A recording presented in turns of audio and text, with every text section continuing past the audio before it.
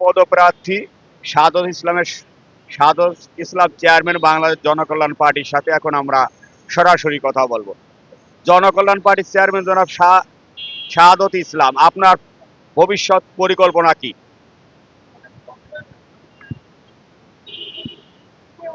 আমি মূলত বাংলাদেশটাকে কি সুন্দর বাংলাদেশ গড়তে চাই। আমি বাংলাদেশ জনকল্যাণ পার্টির চেয়ারম্যান শাহাদাত ইসলাম, প্রধানমন্ত্রী পদপ্রার্থী।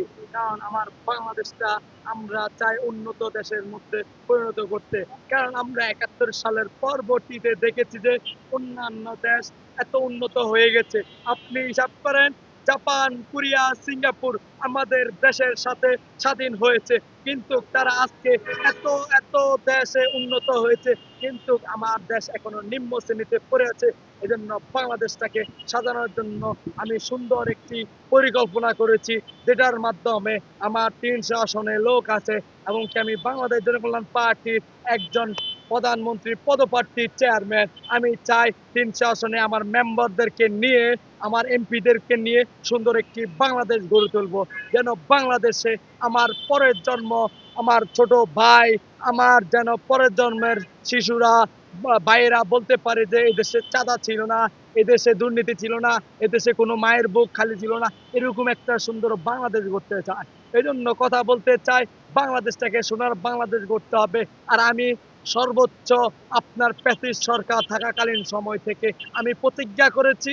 আমার প্রতিজ্ঞাটা হলো, আল্লাহর কাছে আমি বলেছি, আল্লাহ, আমি তোমাকে ছাড়া আর এই বাংলাদেশের জমিনে কাউকে ভয় পাই না। কারণ আমাকে আজকেও মরতে হবে, 10 বছর পরও মরতে হবে। এজন্য আমি তোমাকে ভালোবাসি, ইনশাল্লাহ আমি আল্লাহর কাজ করে যাব। দ্বিতীয়ত আরেকটা কাজ হলো, আপনি বাংলাদেশে জন্মেছেন, অবশ্যই বাংলাদেশের জন্য কাজ করতে হবে, বাংলাদেশের মানুষের জন্য কাজ করতে হবে।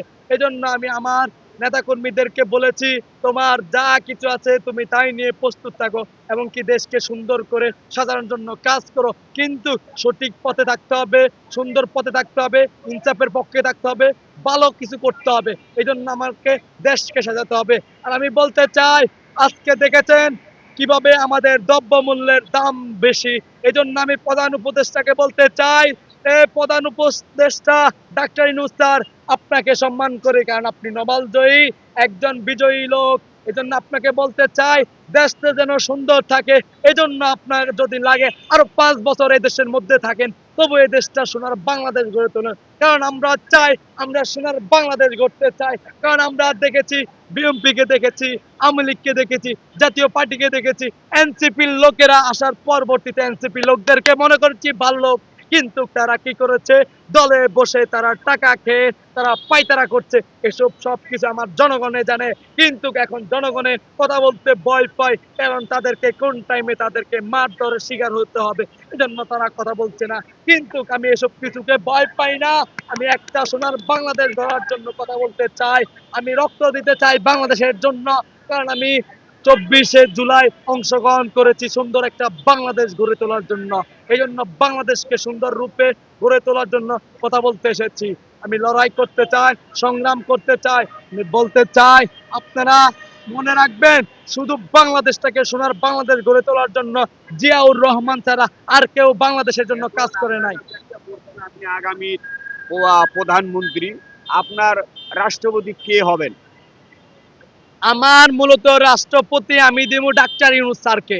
কারণ ডাক্তার ইউনূস একজন নোবেল জয়ী, তার বুদ্ধিজ্ঞান আমার থেকে বেশি। কিন্তু আমি প্রধানমন্ত্রীর পদপ্রার্থী শাহাদাত ইসলাম, এই জন্য আমি চাই অবশ্যই তিনি যেন আমার রাষ্ট্রপতি হন, তিনি যেন দেশ চালান। আর আমি প্রধানমন্ত্রী থেকে সবকিছু তাকে বলবো, দেশে কোন জায়গায় প্রতিবন্ধী শিশু, বাংলাদেশ জনগণের জন্য কাজ করতে হবে। এই জন্য জনগণকে বলবো দেশের জন্য কাজ করতে হবে। এই জন্য আমি তাকে উপদেশ দেব, সে উপদেশে কাজ করবে। আরেকটা বিষয় হলো, জনগণের যেভাবে বলবে, জনগণের যেভাবে দেশকে সাজাতে চাইবে, ওইভাবে সাজানো হবে। আমার দেশে মুসলিম বাস করবে, আমার দেশে হিন্দু বাস করবে, আমার দেশে খ্রিস্টান বৌদ্ধ সকলে বাস করবে, সকলকে রাখতে চায়, কিন্তু তারা বাংলাদেশের ইনসাফের পক্ষে থাকবে, ভালো পক্ষে থাকবে। কারণ আমার দেশে ষড়যন্ত্র চাই না, আমার দেশে মাদক আমি দূর করব।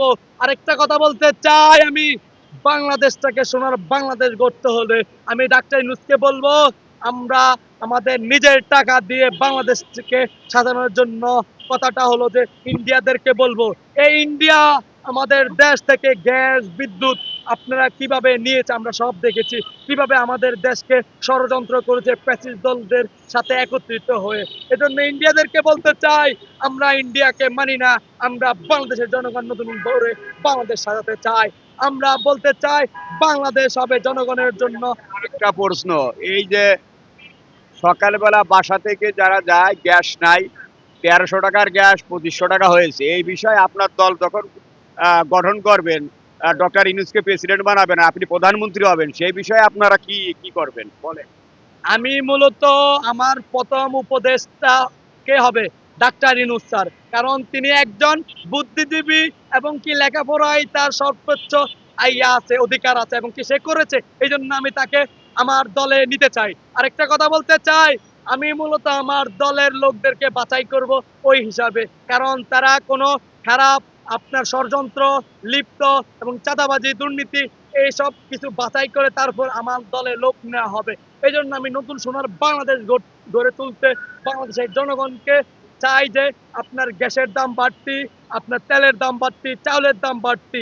আমরা আওয়ামী লীগকে বলতে চাই, আওয়ামী লীগ ভালো করেছে খারাপ করেছে, কিন্তু আওয়ামী লীগ সর্বোচ্চ বেশি খারাপ করেছে ভালোর থেকে। আওয়ামী লীগের সময়ে চাউলের দাম ছিল কত, 2000 টাকা 2500 টাকা।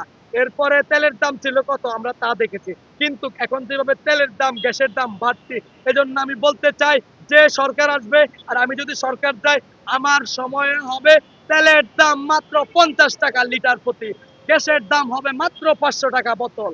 আমি বলতে চাই চাউলের দাম কেজি করবো আমি 20 টাকা, যেন বাংলাদেশের দুঃখী জনগণ, গরিব দুঃখী প্রতিবন্ধী সবাই যেন খেয়ে বাঁচতে পারে, কারণ তারা বাংলাদেশটাকে সোনার বাংলাদেশ গড়তে চায়। এই জন্য আমি সবকিছুর দাম কমাবো। বাংলাদেশ জনকল্যাণ পার্টির চেয়ারম্যান শাহাদাত ইসলাম, ইনশাল্লাহ বাংলাদেশটাকে সোনার বাংলাদেশ গড়ে তুলবো।